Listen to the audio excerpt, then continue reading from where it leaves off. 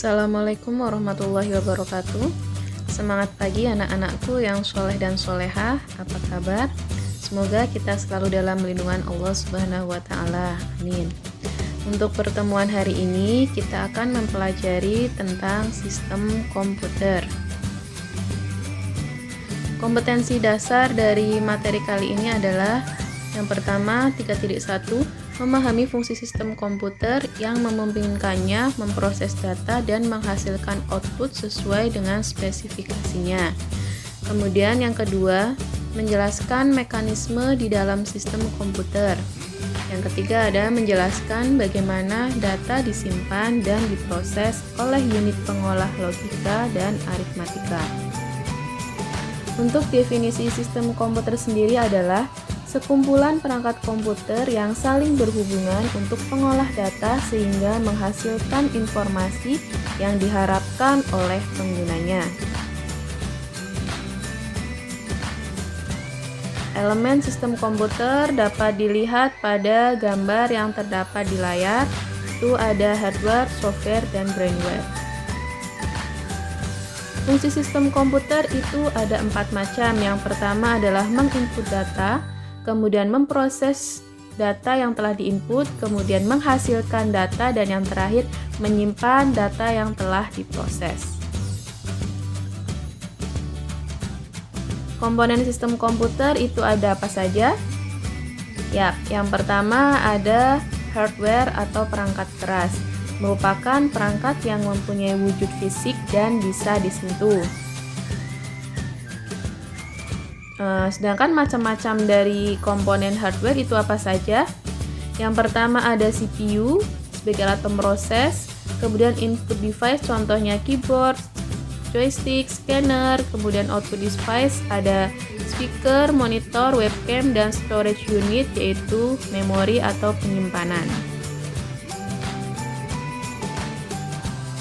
Yang kedua ada software atau perangkat lunak, merupakan sekumpulan data elektronik yang disimpan dan diatur oleh sebuah komputer.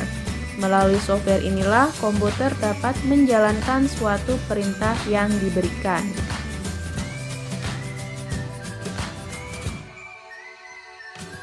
Untuk macam-macam software sendiri itu ada beberapa jenis. Yang pertama yaitu operating system atau sistem operasi, yaitu merupakan sebuah program dasar yang ada pada komputer, umumnya berfungsi untuk menghubungkan seorang pengguna dan hardware, contohnya Windows, Linux, dan Macintosh. Kemudian yang kedua ada application program atau program aplikasi, merupakan salah satu kategori software yang digunakan untuk membantu sebuah pekerjaan seorang pengguna komputer untuk bisa mengolah berbagai macam data komputer. Contohnya ada Microsoft, aplikasi browser seperti Chrome, Mozilla, dan ada juga Photoshop dan lain sebagainya. Game juga termasuk ke dalam sini. Lanjut ada utility software atau program tambahan, merupakan salah satu kategori software yang bertugas menjaga dan melindungi suatu sistem komputer tetapi tidak berhadapan langsung dengan sebuah hardware. Contohnya yaitu ada antivirus, firewall, dan disk defragmenter. Selanjutnya ada programming language atau bahasa pemrograman, merupakan perangkat lunak yang berfungsi sebagai alat yang membantu programmer menuliskan kode-kode program. Contohnya ada PHP, Ruby, Net, ASP, JavaScript, dan lain-lain. Setelah sebelumnya ada komponen hardware dan software, selanjutnya yang ketiga adalah ada komponen brainware, merupakan orang yang melaksanakan atau mengoperasikan sebuah komputer. Jadi di sini adalah pengguna komputernya yang dinamakan brainware. Brainware sendiri itu dibagi menjadi 4 jenis. Yang pertama ada programmer. Programmer adalah seseorang yang memiliki keahlian untuk menguasai banyak atau salah satu dari suatu bahasa pemrograman.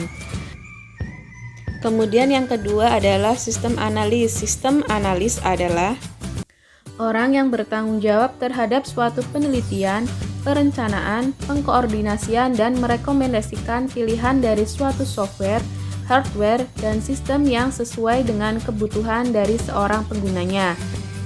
Seorang sistem analis harus mempunyai 4 keahlian, yaitu analis, teknis, manajerial, dan cara berkomunikasi yang baik dengan orang lain ataupun interpersonal.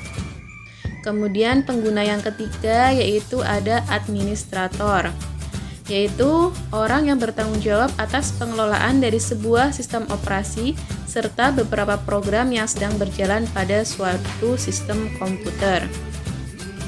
Dan yang terakhir untuk pengguna komputer yaitu ada operator. Operator merupakan orang yang hanya bertugas memanfaatkan sebuah sistem komputer yang sudah ada atau seorang operator hanya menggunakan aplikasi tertentu saja untuk mengolah sebuah sistem komputer. Sekian materi pada hari ini. Tetap sehat, tetap semangat, tetap bahagia, dan tetap di rumah. Selalu patuhi protokol kesehatan, patuhi 5M ya. Sekian dari Ibu. Wassalamualaikum warahmatullahi wabarakatuh. Sampai jumpa di pertemuan selanjutnya. Bye-bye.